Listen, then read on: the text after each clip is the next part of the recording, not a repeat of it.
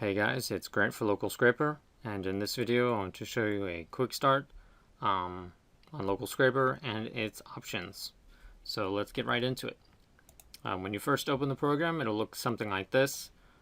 This is what the program looks like at the time of recording. So if your program doesn't look like this, there might be subtle changes, probably nothing too major. Okay, over here we have our scrape target. This is where all the sites we scrape are. If the site is not on this list, we don't scrape it. You'll see that some of them, for example here, and Google and Yellow Pages, currently have a quick and a full option. What this is that the full gets more data, the quick is faster and gets less data. So to visualize that real quick, what this would do is it would come and do a search. And it would be Burgers Key West kind of thing in Google and Chrome here. And what the quick would get is it would be able to get these details for each business on this page because you can see them, right? The full version would actually click on each one of these businesses one by one and visit them and get more details. So the quick is fast because look at this, it gets, this many in a row just in one little go. The full is slower because it has to visit each one of these pages one at a time separately. But again, they get more details. Okay. If you want to know more about them a little bit, there's a little bit in writing under this video on the README page. Okay, the keyword, this is what you're searching for. Burgers, asphalt, lawn services, whatever you want. You put it in here. The location, this is where you're looking for that business. So you would put something in like a city, zip code, district like Soho Art District. The more details you can give, the better the program will work. So you can't just put Soho, you would have to put Soho and like New York along with that, so it knows you meant the Soho in New York City, not the Soho in Los Angeles if they had one. I don't really know. The thing you can't do here is you cannot put in USA. You cannot use anything that's very, very large.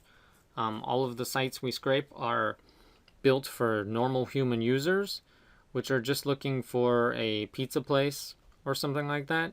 And nobody is going to search for a pizza place across an entire state, an entire region, an entire country. So these sites all know that the only person who would ever do that would be a bot, so they'll never show us that much data. So what you're normally going to be doing here is you're going to be using city and state, which is what I recommend. You can throw in state and zip code. So we can do this. That works pretty well. You'll just want to keep it small. The smaller you go, the more results you'll have. You'll get more duplicates perhaps if you do an adjacent zip code. Like if we were to change this to A1, there will be a lot of overlapping in the businesses, but we'll make sure we have 100% coverage. So it's really a trade-off. The custom URL is if you did the search yourself at the website and then use the URL from the thing. So we're going to bring this up again here. And this would be our custom URL. And we can copy and paste that straight from here into the program. Now why this is useful is, for example, on Yelp, there's filtering. And you can filter by price, filter by highest rated, filter by category. So if I really only wanted burger places and I was searching for burgers, then these are categories that are listed as burger. Now we'll see they added some up here sorted by rating, category burgers, attraction, restaurant, price range. All of that will go into the scraper. And if we paste that here and we have Yelp Full or Yelp Quick and we click Start, it will scrape this exact page that would look exactly like this. Now, if you were to do this normally in the program, you would have to, we can't use the filters, essentially. So if you put burgers in here and Key West, Florida in there, the results would look different than these results because we were able to use filters to change the results in the format they're in. Okay, keyword list, location list. I actually have a video on this lower on the README page, but I'll go over it really quick. Basically, you don't want to use more than 20 lines, so your list cannot be like 3,000 keywords, because the program just can't support that much scraping. But what this is it's a semi-automation ability. So if I wanted to search pizza here, and I wanted to search burgers, you know, but I wanted to do it in the same location, I would have to like do it individually. Like I'd run this, and then I'd come up here and I'd change this, and I'd go pizza, and then I'd run the scraper again, kind of thing. What this is that you can feed into the program a list.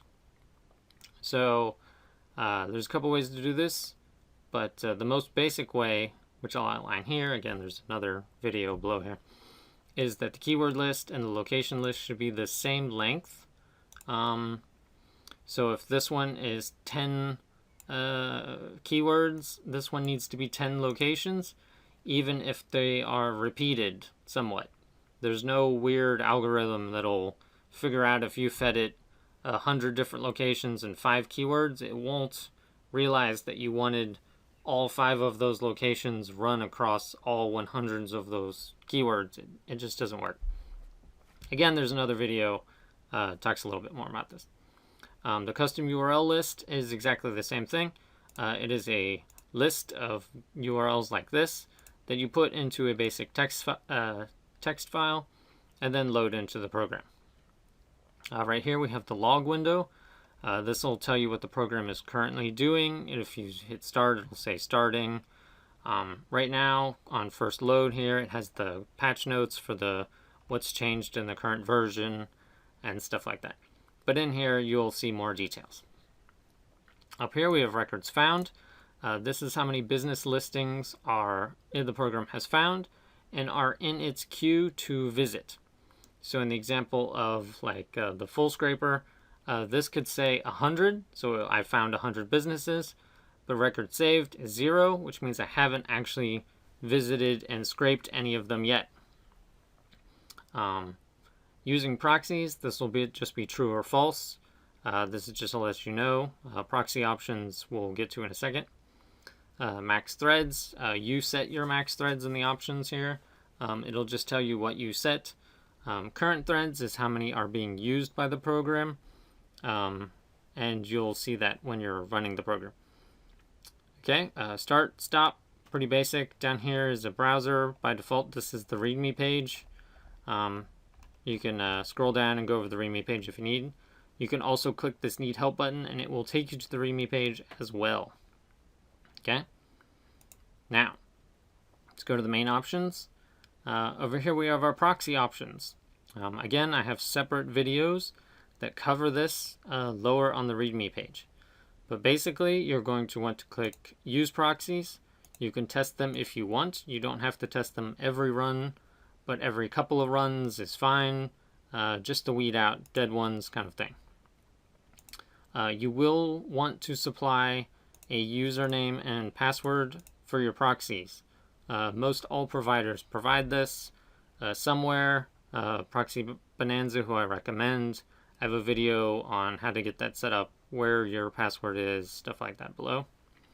You would click here. You would give the program a proxy list, text file, or CSV with proxies and IP port formats, just like this, under each line in a file. If you're using a single provider like Storm proxies, again, another video, you would check this as well. So it would be this, use proxies, and use single proxy, and then you would be fine there. Okay, over here is the wait time. By default, the program will wait about 2 to 3 seconds between page loads. If you want the program to go faster, you can set this lower, say to 1. You can set it really low to like 0.5, but you're going to need a lot of proxies for that because you're really going to be hammering the websites at that point. And the faster you go, the odds of you getting caught and the odds of your proxies getting blocked go up exponentially kind of thing. So you really have to toy with this, which is why the default is 2 to 3. So if you don't know what you're doing, you can leave it at 2 to 3. If you want to be more conservative, change it to 4, change it to 5. This will slow down the program, but it'll also be safer scraping and far more respectful to the website that we are scraping. Nobody wants their site to be hammered by robots over and over and over again. So, I mean, if you set this to 8, it would be very conservative, and you'd be good to go. Again, the scraper will run slower though. Okay. Threads. This is how many simultaneous connections you want to make to the website we are scraping. So the first step, we'll visit the website. You know, it'll gather this URL, this URL, this URL, this URL, and so on. After it has those, in stage 2, it's going to visit each one of those businesses one by one. Normally, if this is just one, then it'll visit the one business, it'll finish there, it'll then go to business 2, finish there, business 3, so on.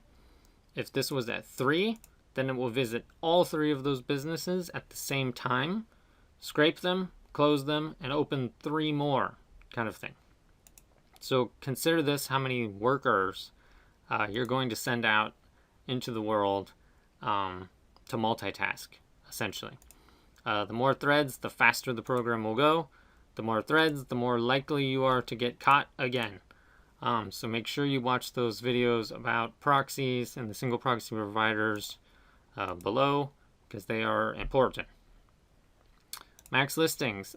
This is the maximum number of listings you want the program to scrape. So if you wanted only the first 10, you could put 10 in here, and then it would go to Yelp kind of thing. It would go back here, and it would scrape to 10. 10's not here. Oh, because I sorted it. We used the filters. Anyway, it would go to 10, and it would grab those 10 businesses and then bring them back into the program and scrape them. Now, by default, most of the websites we scrape give 1,000 listings at most. Okay, so if you went to Yelp and you put in cafes and you put in, I don't know, California or something like that, it's only going to give you 1,000 results.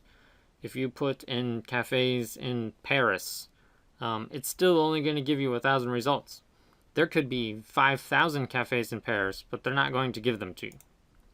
Which is why I said before to change your area into something smaller, and don't use a large city, state, something like that. You can't do a country. But usually you just change this if you don't want all 1,000 listings. So cafes in Paris, it's going to give me 1,000 listings. I don't want 1,000 listings. I only want the top 5. Set this to 5. The program will get the top 5. Okay? Okay, file saving options. If you click here, it will add a time and date stamp to the files.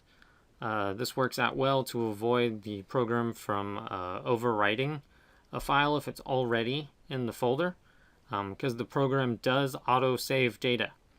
So as soon as, over here, as soon as record saved is greater than 0, we have a CSV file saved in the program folder. Wherever this program is located will be a CSV file with your data. So if I was to search pizza, and I was going to do Key West again, and I ran this and it saved stuff, and then 2 days later I was like, oh, is there any new pizza places? I would run it again, kind of thing, but oops, it overwrote my thing because it saved the file as Pizza Key West, Florida, and the other file was named Pizza Key West, Florida. So unless you're manually moving, renaming your files, there is a chance you might overwrite an old one if it's still in the folder. So check timestamp files. It'll add a timestamp. You'll be good to go. Okay. Set location. This is where you are able to change where files are saved.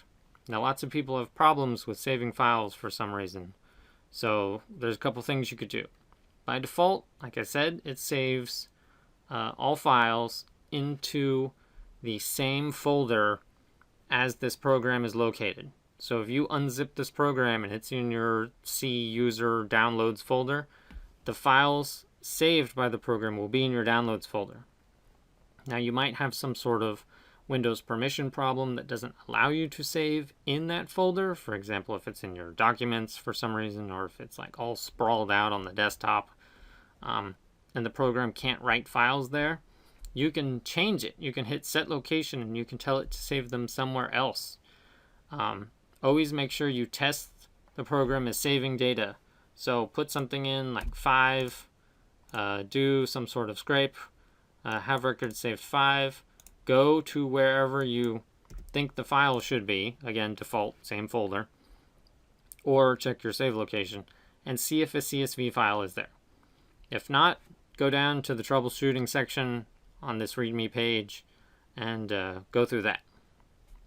But again, set location, you can actually set this to Dropbox, OneDrive, Google Drive, whatever you have, you can change it here so it's not in the same folder as the program. Okay?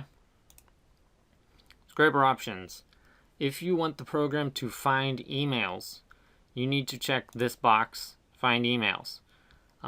Most sites do not provide emails by default. Yelp has no emails on it.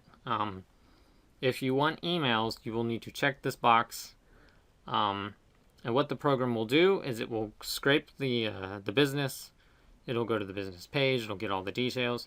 If the business has a website and this box is checked, the program will visit the business's website and it will try to find an email there. Okay? It will also look for Facebook, Twitter, and Google Plus account links at the same time. These will not show up in the little data grid that shows up down here when you're running the program, but they will be in your save file. So if you want to see your emails and you don't see anything down in this lower half, you need to check your save files. Okay? Browser settings. By default, we're using a portable version of Google Chrome. This version is included with the program and is installed automatically by the scraper. We're doing this so we're not using your copy of Google Chrome, so it has none of your user settings in it, nothing like that. It's better for hiding what you're doing because it's like an anonymous version of Chrome that's not your normal one. Also, we do this because Chrome can sometimes update, auto-update, to a point where we are unable to remote control it until we can update our software as well. So in the past, sometimes Chrome would update too fast, and we would always be chasing how to control it. So what we've done is we've made a static version of Google Chrome that the program will use by default. Now, if you don't want to use the Chrome portable and you want to use your installation of Chrome, change this to Chrome. That's it. Hide browser will do just that. By default, you would click this thing and it would run, and then a browser would pop up like this, and you would see the scraper kind of robotically going through it and doing stuff. If you don't want to see that, you would hit the hide browser button. You have to do this before you start the scraper. If you start the scraper and you don't have this open and this thing pops up, you cannot click here to make it go away and the program keep working, because that means you changed where the browser went and the program doesn't know where the browser went. See? Some other little options here. If you're using Yelp Full and you only want to scrape the advertisements, because I've had people ask for that. There's no ads on this because I filtered it. It would scrape the ads at the top of the page only and not normal business listings. The language options over here are if you live in some other country, like you're in Germany kind of thing, and when you go to Google Full or Quick, Google Maps, the results are in German because Google knows where you are, kind of thing. So if you click here, this will tell Google that you want results in English no matter where you are located. So if you're located in Tokyo, Japan, and you want English results, click Force English, and they will be in English. Okay. This is also pretty good if you're using proxies that are worldwide. I've had issues where sometimes my proxy provider would give me a proxy and it would be from, Germany, and suddenly I have results that are in German. I was like, well, where did the German results come from? Google figured out where the proxy was from, and they changed the language based on the location. So if you had enough worldwide proxies, your results might be in multiple languages, which you probably don't want. The disable near in search. Near is an English term, obviously, and it's what we use to put in between the keyword and location. So in our example here, it would go to Yelp or Google or whatever, and it would search pizza, and it would add near Key West, Florida. There you go. So if I was to turn this off, it would search pizza, Key West, Florida. So if your language is not English, you want results in German or whatever it is you use, you would put your equivalent, or if you're scraping Google, it's just one big line instead of a single keyword and a single location. So you could put in pizza and in Key West, Florida, again, whatever your language is. Pizza around Key West, Florida. You can put what you want, but you need to disable near because it would still add it. So this would be pizza around near Key West, Florida if I didn't have that option turned off. For Yelp and the other sites, they all have an individual keyword and location box, so you can't put pizza around and then disable near because it doesn't work. That's why it says Google Quick and Full only. Okay? Next up, we have the Tools section. This is where you can save and load settings. This will save all your stuff. So if you want Force English, disable near, Yelp ads, find emails, max threads 10, wait time 5. You filled out all this stuff. You have your proxies in here, everything. What you do is you then hit Save Settings. Okay? And then next time you open the program, you can just hit Load Settings, and all of these will be auto-populated back to what they were. Now this is really good because, you don't always want to set the location, don't always want to set the proxy file over and over again. So save your settings, load the settings. If you save, it overwrites your older save. So there's only one save settings here, and it just loads that one single one. Okay. Download Chrome Portable. As I said, it's now included by default. If for some reason yours breaks, you delete it. Something goes wrong, you didn't know what it's for, you removed it, hit the download Chrome Portable, and the program will download the current version that is on my server and install it so the program can work again.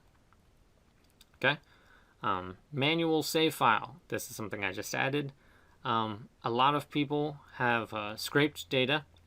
Like I said, they had records found 100, records saved is 100, but they checked in their save location and nothing was there, which goes back to what I was saying before about the file saving options, and you might not have the user permission level to write data to where you thought you could. So instead, you had a couple options. You could have copied and pasted it all out of this lower data grid that shows up, or you can stay where you are, go to set location, change the location to somewhere else, away from your desktop or wherever you had it, put it in Dropbox or something, that just change set location, and then hit this button, and it will save the results it found that are in the lower data grid, and it will put them somewhere else. And you can keep trying to change locations until you find a place it can save. Again, this is an emergency parachute for if you ran some large scrape and it didn't save the data and you were like, oh crap, I need this, you could try to get it. Okay? One last thing is I think I will run this real quick just to show you. what the scraper will do is it would go to the site. In this case, we have Yelp over here. I don't know what I select. We have Yahoo Local, so it's visited Yahoo Local. It is currently looking for pizza in Key West, Florida. So over here, we would see it go through these. It'll continue to click on the next pages. It only looks like there's 3 pages. So there you go. Oh, and we're at records found 10 because we set it to 10, right? Now, you see this data grid down here. As the scraper scrapes data, the data will show up down here, okay? It's being a little slow because we have current threads at 1. Change that to 4 real quick just so we can see some sort of result. Okay, and down here, this is the data grid I was talking about earlier. It will only show up when there's a record saved. So as you'll see, we've gotten a result here. This means that we now have a save file somewhere on our computer with at least these 2 lines in it. Okay? If you see nothing down in this box, nothing has been saved, right? So we'll stop it real quick. And you can see we have the stuff here. So if you needed to and it didn't save, you can use that emergency save, or you can attempt to copy and paste the details out of here and paste them into Excel. But again, that's like an emergency parachute. The program does auto-save data every time it gathers a new listing. It auto-saves it. So just make sure the program is able to write data to the proper location.